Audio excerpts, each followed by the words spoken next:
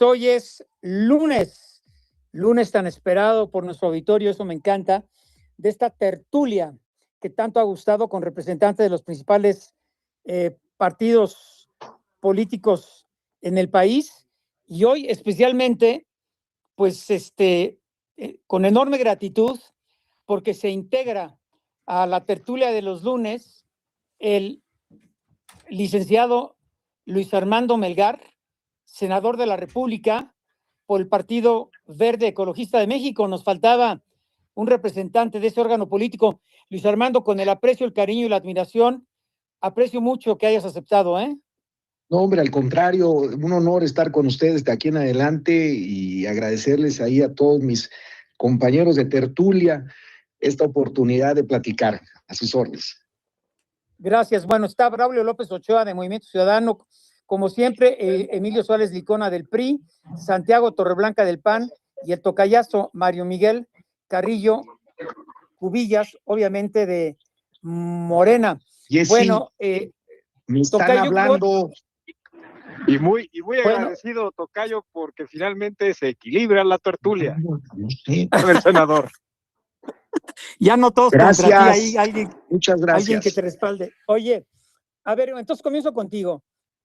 Para muchos, con la reforma electoral, el gobierno le hace Morena, quiere afianzar el control sobre la vida política del país y controlar quizá la única institución semiautónoma que le faltaba, que es el Instituto Nacional Electoral. No vas a estar de acuerdo con lo que estoy diciendo, pero me gustaría escucharte y la opinión de tus compañeros. Adelante, tocayo. No, por supuesto que no estoy de acuerdo, porque para empezar ni siquiera hay un documento de iniciativa. A ver si está cruzando una voz, por favor. Sí.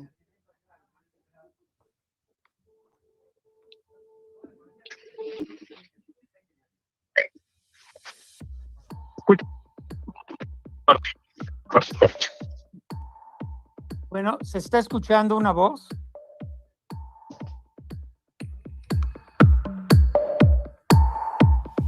Bueno, Santiago Torreblanca, te escucho a ti. Muy buenas noches. Pues un documento que no conocemos, una iniciativa hecha en lo oscurito, que en Bucareli y en Palacio Nacional se le presentó a los operadores favoritos del régimen.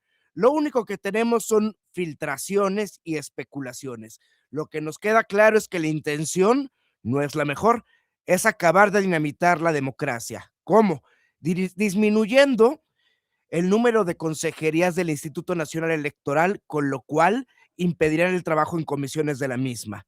Desaparecer los OPLES, es decir, los organismos públicos locales autónomos, las autoridades electorales locales, para concentrar la organización de las elecciones en el INE, eso sí, con una disminución de presupuesto que les impida operar. Disminuir el número de diputados de representación proporcional, generando en automático una sobrerepresentación de los partidos mayoritarios.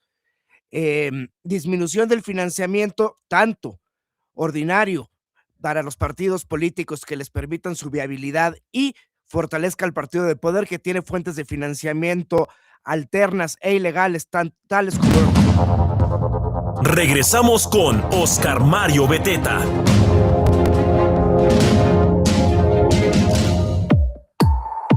Bueno, regreso pues a esta parte del programa de los lunes que tanta aceptación e interés, no sabe la cantidad de mensajes que recibimos. Empezamos hace 20 minutos, ya tenemos muchos de nuestro auditorio que realmente gozan la mesa, la tertulia de los lunes con representantes de los principales partidos de este país. Braulio López Ochoa de Movimiento Ciudadano, Emilio Suárez Licona del PRI, él es diputado federal, Santiago Torreblanca, consejero del PAN, Mario Miguel Carrillo de Morena, el tocayazo, y se integra, y es un gusto recibir al senador Luis Armando Melgar, quien estará aquí los lunes también. Bueno, a ver, Santiago, me quedé contigo. Decíamos que la reforma electoral ha tenido un camino muy accidentado porque la mayoría, no solo la oposición, sino muchas organizaciones civiles, ciudadanos, legisladores ajenos a partido en el poder, etcétera, pues dicen lo que busca ahora Morena, el gobierno federal, como si esto faltara, es hacerse de la única institución o controlar la única institución que tenía cierta autonomía, pero que es crucial para la democracia en México, que es el Instituto Nacional Electoral, para perpetuarse en el poder. Un esquema muy similar, fíjese, yo no sé si el karma, qué es esto, pero un esquema muy similar, pero no tan profundo ni tan agresivo como logró el PRI durante casi 80 años, con esa hegemonía, pero pues no tan agresiva, repito, como para muchos lo está haciendo el partido en el poder, ni el Ejecutivo Federal. Y bueno, pues esto es lo que ha provocado, afortunadamente, que ni siquiera se conozca el documento final. Y bueno, pues de aprobarse con el apoyo del Partido Verde y el Partido del Trabajo, al parecer pues tienen aseguradas las 2/3 partes en el Congreso, en la Cámara Baja, pero bueno, está todavía por verse. A ver, retomo lo que decía Santiago, por favor. No, y solo para mencionar algo, es completamente inverso a lo que hizo el PRI. El PRI poco a poco, como válvula de escape, fue permitiendo democratizar paulatinamente el país para dar una apariencia de legitimidad por un lado, y por otro lado para controlar el ánimo de la sociedad y de la propia oposición. Y entonces las reformas del 96, del 77, bueno, la 96 es la principal, que es la autonomía, las 2014, fueron a partir de las voces de la oposición. En este caso, no solo no viene de las demandas de la oposición, la reforma electoral, sino que ni siquiera estamos incluidos en la mesa. Pero no solo la oposición, no está incluida la ciudadanía, no está incluido el INE, que finalmente presentó un documento en el que las consejerías puedan decir si sí o si no, pero no se les permitió libremente expresar su opinión. Y el control del INE ya empezó, lo vemos ahorita, cuando se les inician procesos administrativos sancionadores en la Contraloría del INE a las consejeras y consejeros que han emitido votos independientes que han sido incómodos al poder. Desde ahí empezamos a ver una erosión en la libertad. Lo mismo que pasa con el Poder Judicial. En el momento en que un órgano autónomo no controla libremente su presupuesto y sus remuneraciones, por un lado, y no tiene garantía de que sus opiniones van a ser respetadas sin miedo a sanciones administrativas y o penales, se acaba con la autonomía real del instituto y acaba siendo meramente nominal. Y claro, un discurso populista es muy fácil manejarlo. Las elecciones son muy caras, nadie puede estar por encima de la ley, no puede haber canonjías, el Congreso tiene la última palabra para decidir el presupuesto y con base en la autonomía no pueden ciertos órganos tener lujos, y con base en un discurso populista enredar a la población y realmente acabar erosionando el régimen democrático que nos ha costado tanto construir, 50 años para construir y tan solo 7 años para destruir.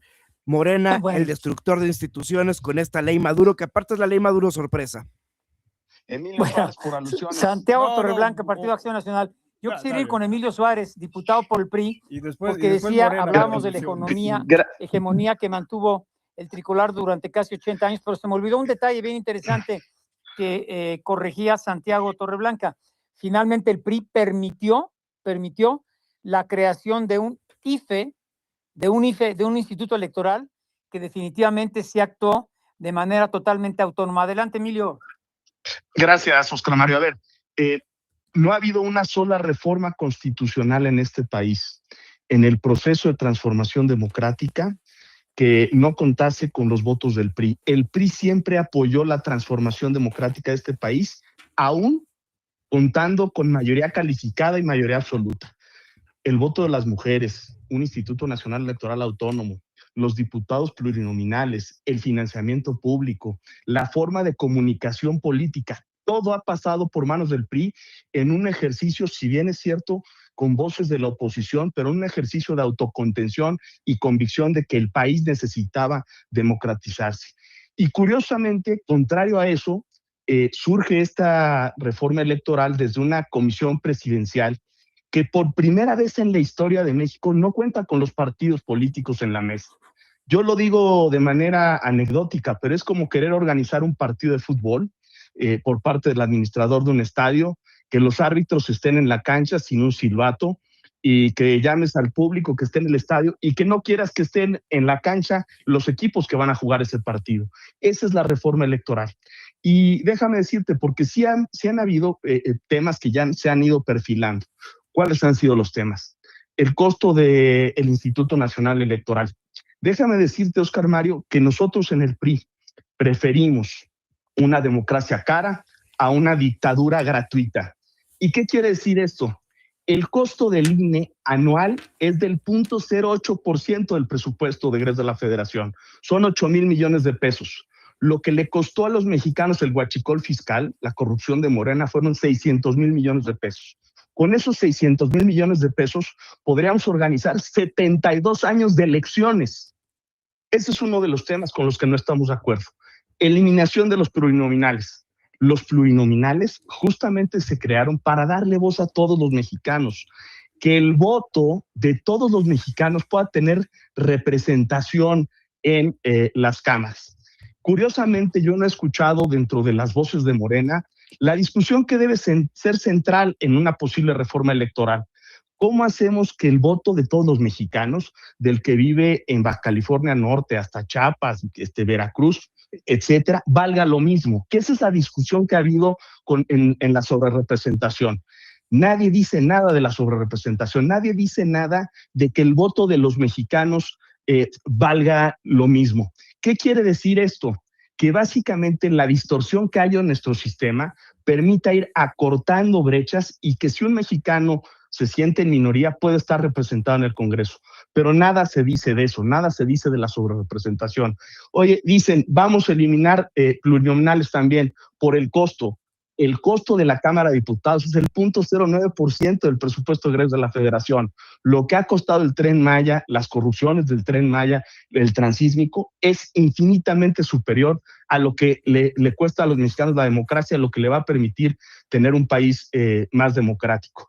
Yo creo que es una reforma que está a modo, que está pensada en las elecciones intermedias.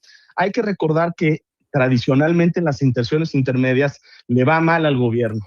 ¿Y qué están queriendo hacer? Están queriendo eliminar plurinominales, representación, quieren eliminar a la oposición, quieren atar de manos a quien organiza las elecciones, haciéndole una reducción del presupuesto, pero además no pierdas de vista, porque van a insistir en meter la revocación de mandato como parte por la puerta atrás de la reforma electoral para empatar las elecciones de diputados federales con una revocación de mandato que tiene una naturaleza jurídica distinta a un proceso electivo de representantes.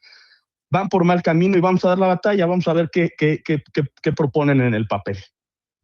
Sí, las ventajas que son minoría, mi querido Emilio, ¿no? Pero bueno, gracias, Emilio.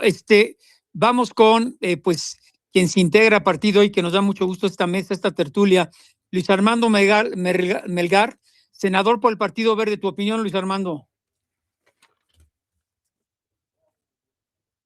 Luis Armando Melgar. Bueno, al parecer no ¿Qué está. tal? ¿Cómo están? Perdón. Sí, adelante. Gracias, Oscar Mario. Bueno, por ser la primera vez que me integro, saludo aquí a mi compañero diputado, a Santiago Torreblanca. Me da gusto saludarte. A mi compañero también diputado en su momento, Mario Carrillo. No, Emilio Suárez, amigo, gracias. Braulio, qué gusto saludarte y coincidir todos acá. A ver si invitan a alguien del PT, pues para que luego, o si no, también nosotros los podríamos representar. Mejor ustedes lo representan, ¿no? Bueno, pues antes que nada, pues yo he escuchado ahí la reflexión. No convence mucho, pero a ver, adelante, Luis Armando, escuchamos. Escuchando la reflexión de Santiago y la reflexión de Emilio, creo que hay muchos puntos en común. Al final, esto no es un tema de partido. Creo que ha costado mucho trabajo en este país y muchos años, 50 años para ser preciso, desde que se inició, cuando se tuvo un solo candidato a la presidencia de la República y caímos en el absurdo de la democracia, ahora sí que el símil de la democracia o una democracia aparente como la que teníamos entonces, cuando se empieza a construir reglas electorales. Entonces, las reglas electorales ahorita las vemos y decimos, a ver, vamos a abonar a que México sea un país que tenga simple y sencillamente transparencia. A ver, primer punto que pongo en la mesa, ¿necesitamos una reforma electoral, sí o no? Primero, Morena gana en el 2018 con estas reglas electorales. Morena vuelve a ganar en el 2024 con estas reglas electorales. Entonces, nosotros como partidos aliados y reafirmamos y ahora sí que respaldamos a nuestra presidenta y vamos de la mano, pero sí pensamos y estamos convencidos de que no puede haber una reforma electoral que atente contra las minorías. No puede haber una reforma electoral en donde se diga que la política debe de costar menos, y precisamente porque lo que queremos es una mejor política, no podemos aceptar una reforma que vaya a silenciar a las minorías con un discurso pues, que no coincide, que es el de las economías. Siempre se puede gastar menos. Y tercero, no podemos no tener un órgano que no sea autónomo. No podemos cambiar reglas que han costado mucho trabajo. Las podemos perfeccionar, pero la esencia no. Esto sería mi opinión para el saque. Gracias, Luis Armando. Don Braulio López Ochoa de MC, te escuchamos siempre con gusto. Oscar Mario, un gusto saludarles. De hecho, estoy aquí entrando al edificio, pero estoy en el teléfono. Ahorita los saludo con mucho gusto.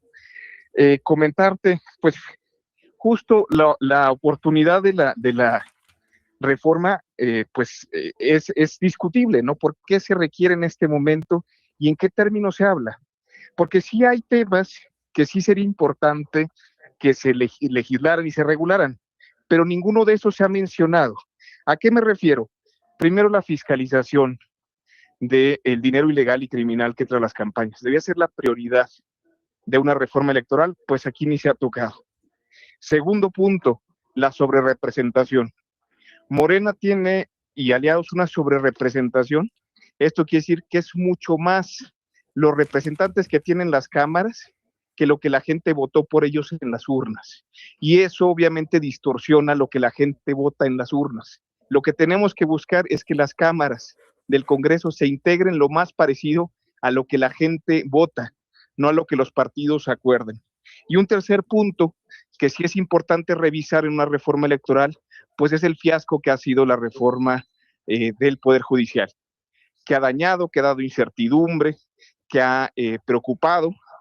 Vemos justo la renegociación del TEMEC, y pues es una de las cuestiones que obviamente preocupan, la pérdida de Estado de Derecho, el daño al mismo, y lo que tenemos que buscar justo es darle mayor certidumbre a la gente para que tome las decisiones que convengan en su vida. Esas son las tres cosas que deben estar revisándose, y en cambio se está hablando de cosas muy, muy distintas, y pues es difícil también ante no haber un panorama claro de cuáles son las propuestas, porque inclusive en algunas se han tratado distintos escenarios, de inclusive, por ejemplo, la reducción de diputaciones, pues no queda muy claro cuál es, y todas implican una valoración distinta.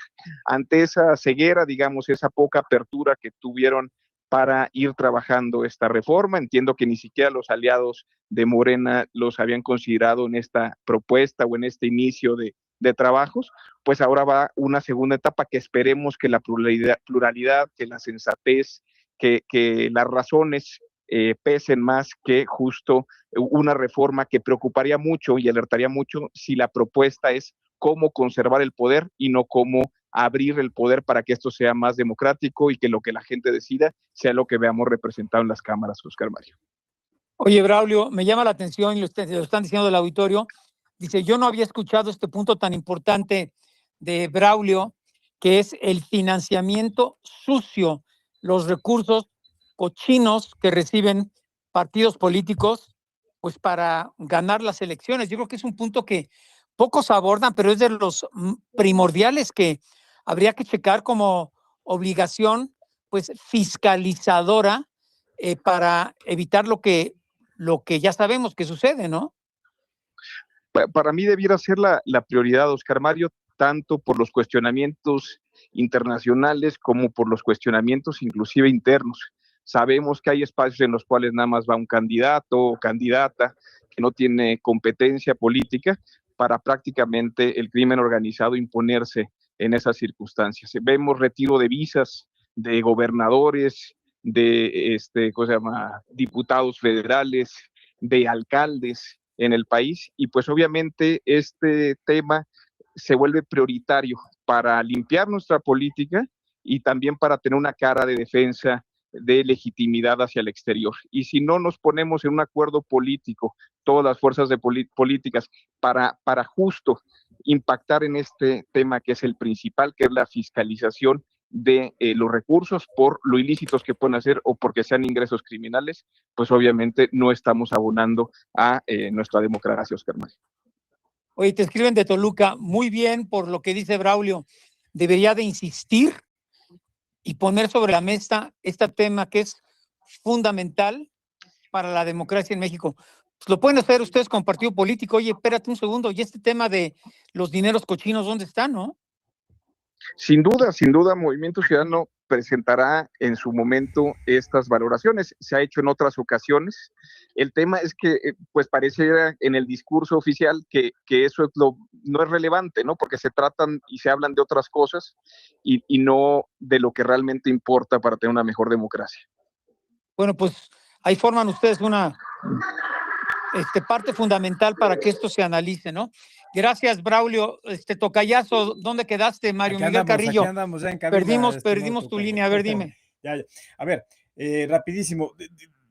Yo llamaría a los compañeros de todas las fuerzas políticas a no hacer futurismo político, porque al día de hoy la única realidad es que no hay un documento presentado, ni siquiera por la comisión presidencial que encabeza Pablo Gómez y mucho menos recibido en Cámara de Diputados o en el Senado de la República.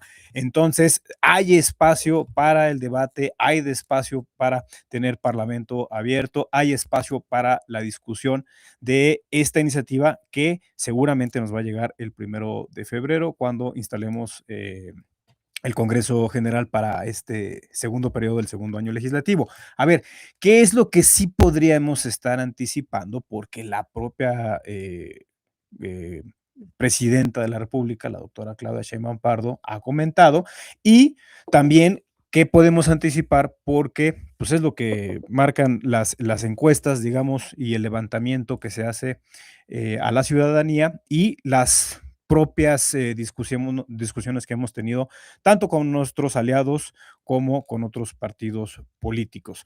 El tema de la reducción de las prerrogativas de los partidos políticos. Ojo, no es la reducción del presupuesto del INE, es la reducción de las prerrogativas de los partidos políticos, que es del orden de 10,000 millones de pesos al año.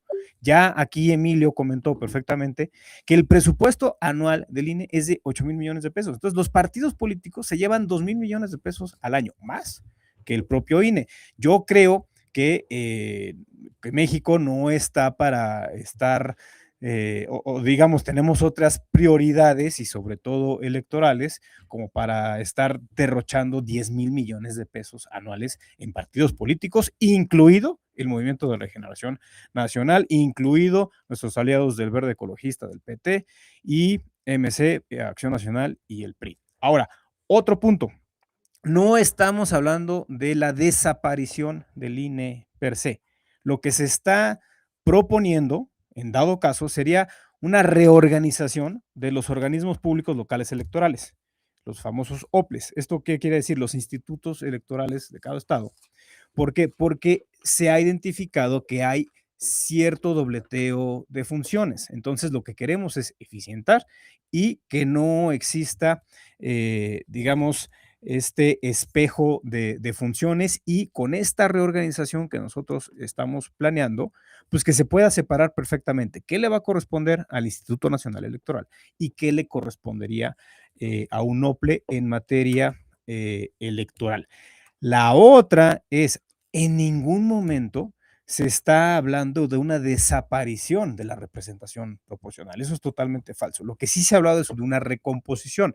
Por ejemplo, tenemos 2 minutos, ¿eh? Sí, yo desde la legislatura pasada siempre hablé de esta recomposición de los 500 espacios en Cámara de Diputados, por ejemplo, que son 300 de mayoría relativa, 200 por la representación proporcional, pues que 100, que sería la tercera parte de mayoría relativa, pues que sea la primera minoría la que llegue. que son los más votados, pero que no ganaron su elección, porque ellos sí traen representatividad de la ciudadanía. Y ya el tema de otros 100 plurinominales, digo, para no afectar presupuestalmente el presupuesto de Cámara de Diputados, pues que sean la representación proporcional, pero ojo, una representación proporcional inversa, como se maneja aquí en la Ciudad de México. De manera que si Movimiento Ciudadano de los 300 distritos electorales se llevó uno, pues está bien que se quede con sus 23, ese no hay ningún problema, pero si Morena, que solitos consiguieron o conseguimos cerca de 170, pues igual y no llevarnos 80, pero pues sí unos 40, o sea, que sea inversamente proporcional. El tema del voto electrónico desde el extranjero, para que nuestros hermanos migrantes, que son cerca de 40 millones de mexicanas y mexicanos que residen en el extranjero, les sea más fácil votar. Y por supuesto, el fortalecimiento de los mecanismos de democracia participativa que ya ha hablado la presidenta, para que sean más concurrentes y menos onerosos. Oye, tocayo, con todo respeto, están escribiendo, te lo pongo en mis palabras. Dice, tú repites mucho que en México no hay una democracia representativa. Ningún mexicano está bien representado en el Congreso de la Unión. Pues es la realidad, tocayazo. Y deberíamos de procurar que sí exista esta representación, y yo creo que esta fórmula, que es más o menos la que hoy se maneja en el Senado, puede ser un buen principio.